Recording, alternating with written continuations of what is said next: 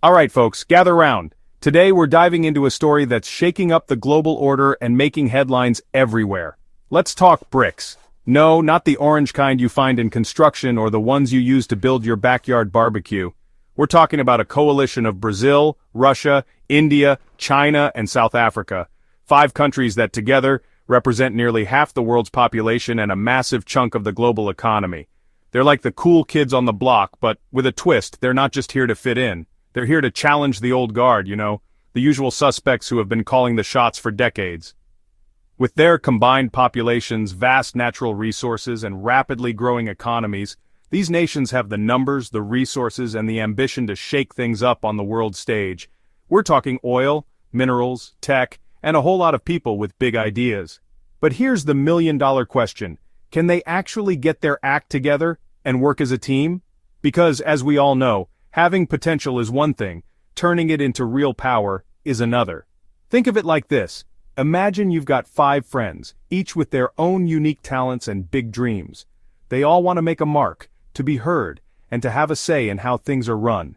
Each one wants a bigger slice of the pie, a louder voice at the table, and a chance to shape the rules of the game. But, as you might guess, sharing power isn't always easy. Here's the catch. These friends don't always see eye to eye. They have different priorities, different backgrounds, and sometimes very different visions for the future. Some want to play it cool, work within the system, and slowly build influence by making deals and forging alliances. Others are ready to flip the table, break the old rules, and start fresh, even if it means ruffling a few feathers along the way. It's a recipe for some serious drama, folks. Behind the scenes, there are heated debates, passionate speeches, and plenty of political maneuvering. And that's where we are today. BRICS is standing at a crossroads, facing some of the biggest challenges in its history, challenges that could either unite them or drive them further apart. From disagreements over how to handle global power shifts to internal tensions and rivalries, the stakes have never been higher. Every decision they make now could shape the future of international politics. But hey, that's what makes this story so fascinating, right? The world is watching, and anything could happen next, so buckle up.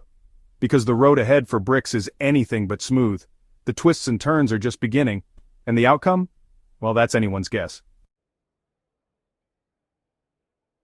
One of the biggest bones of contention within BRICS is the good old UN Security Council. This is where the world's most powerful nations gather to make decisions that can literally change the course of history. From sanctions to peacekeeping missions, the Security Council is the ultimate decision-making body when it comes to international security and diplomacy. That exclusive club that gets to make the big decisions about war and peace. Only 5 countries, the US, UK, France, Russia, and China, have permanent seats, and with that comes the all-powerful veto. It's like having a golden ticket to control the global agenda. Yeah, well, the BRICS nations feel like they're stuck at the kids' table while the grown-ups get to call the shots. Despite representing a huge chunk of the world's population and economic power, they're still on the outside looking in when it comes to the Security Council's inner circle. Brazil, India, and South Africa are like, hey, we're major players now, time for a promotion. They've been pushing for years to get a seat at the big table, arguing that the world has changed since the UN was founded, and so should its leadership. They want permanent seats on the Security Council, which would give them more power and influence on the world stage. For these countries, it's not just about prestige, it's about having a real say in decisions that affect their regions and the entire globe. And who can blame them? They've got the population, the economies, and the global clout to back it up. Together, BRICS nations represent billions of people and some of the fastest-growing economies on the planet. Their voices matter, and they want the world to recognize that. But there's a problem. 2 words. Russia and China. These two are already sitting pretty as permanent members, and they're not exactly rolling out the red carpet for their fellow BRICS countries. They're already permanent members, and they're not exactly keen on sharing the spotlight. Expanding the club would mean diluting their own influence, and that's not something they're eager to do, even if it's their BRICS partners knocking at the door. Plus, there are other countries vying for those coveted seats, making it a crowded and contentious race. Nations like Japan, Germany, and even some African and Middle Eastern countries are also campaigning for a spot, turning the whole process into a diplomatic tug-of-war. So, for now, the Security Council remains an exclusive club, and the BRICS nations are still waiting for their official invitation. Things came to a head recently at the BRICS foreign ministers meeting in Rio de Janeiro. Spoiler alert, it didn't go well. They couldn't even agree on a joint statement, which is like the bare minimum for a group trying to show a united front. The main sticking point, you guessed it, the UN Security Council reform. South Africa was pushing hard for its inclusion, but Egypt and Ethiopia, two new additions to the BRICS family, weren't having it. Awkward. This disagreement exposed the cracks in the BRICS foundation. It showed that even on issues they supposedly agree on, like UN reform, there are deep divisions. It's like that saying, with friends like these, who needs enemies? Okay, so maybe the BRICS nations don't always see eye to eye on everything, but hey, who does, right? There are some things they can agree on. For example, they're all about free trade and open markets. They believe in working together to boost their economies and challenge the dominance of the West. They're also united in their opposition to protectionism, which is basically when countries try to protect their own industries by putting up barriers to trade. Think tariffs, quotas, all that fun stuff. The BRICS nations see this as a threat to their economic growth and a recipe for global instability. However, even on trade, there are disagreements. China, for example, is often accused of unfair trade practices, like dumping cheap goods on other countries' markets. This has created tensions with other BRICS members, especially India, which has a massive trade deficit with China. Here's the thing about BRICS. It's not exactly a new kids club anymore. It's gone through some growing pains, especially with the addition of new members. While expansion was meant to strengthen the bloc, it's also brought in new dynamics and, let's be honest, some baggage. For example, India and China have a long-standing border dispute that flares up every now and then. And let's not forget the rivalry between Russia and China, who are both vying for influence in Central Asia. It's like a family reunion where everyone's trying to outdo each other while pretending to get along. These underlying tensions make it harder for BRICS to present a united front on the world stage. It's like trying to build a house on a foundation of sand. It might look impressive from afar, but it's not going to withstand a storm. There's a popular narrative out there that BRICS is basically an anti-West club, a coalition of countries banding together to challenge the dominance of the United States and its allies. The idea is that these nations are united by a common goal, to push back against Western influence and rewrite the rules of the global game. But is that really the whole story, or is there more beneath the surface?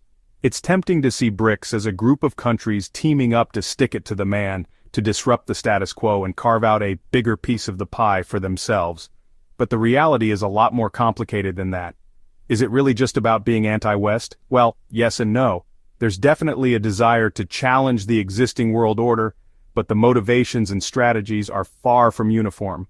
Sure, these countries want to shake up a system that's been dominated by the West for decades, if not centuries. They're looking for more influence, more respect, and a bigger say in how the world is run. Let's face it, the Western powers have set the rules for a long time, and not everyone's been happy with how those rules have played out. Many BRICS nations are tired of being told what to do, how to run their economies, or which policies to adopt. They want to assert their independence and protect their own interests. They're demanding a seat at the table, one that reflects their growing economic and political clout. In fact, some would argue they're not just asking for a seat, they're interested in building a whole new table with new rules and new priorities. But here's where it gets interesting. It's not as simple as being anti-West. The relationships, interests, and goals within BRICS are incredibly nuanced. Each BRICS nation brings its own unique history, priorities, and ambitions to the table. For example, India and China have their own rivalries, while Brazil and South Africa have different economic challenges and opportunities. Some BRICS members are actually more aligned with the West on certain issues than you might expect. They might cooperate with Western countries on trade, climate change, or security, even as they push for reforms elsewhere. So it's not a monolithic bloc with a single agenda.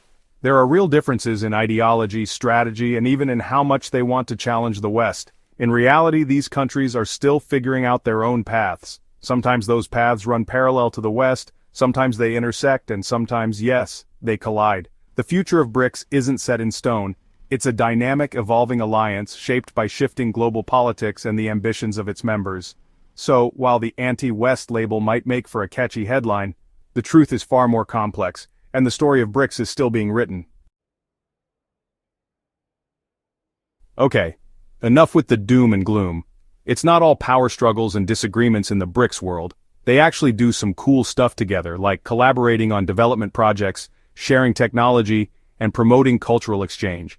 They've set up their own development bank, the New Development Bank, to finance infrastructure projects in developing countries. Think roads, bridges, renewable energy, things that can really make a difference in people's lives. They're also working together on things like fighting poverty, improving healthcare, and tackling climate change. So yeah, it's not all about geopolitical maneuvering and vying for power. There's a human side to BRICS too.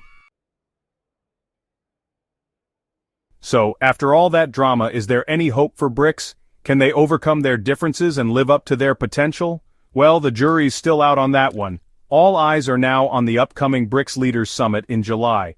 It's going to be a crucial test for the bloc's unity and its ability to find common ground. Will they finally reach an agreement on UN Security Council reform? Can they address the trade tensions and build a more equitable economic partnership? Or will internal divisions and external pressures prove too much to overcome? The future of BRICS is uncertain, but one thing's for sure, it's a force to be reckoned with. Whether they become a true global powerhouse or just another talking shop depends on the choices they make now. Can they overcome their differences and present a united front? Can they leverage their collective weight to reshape the global order? Or will they fall victim to internal divisions and external pressures? Only time will tell what the future holds for BRICS. But one thing's for sure, the world is watching.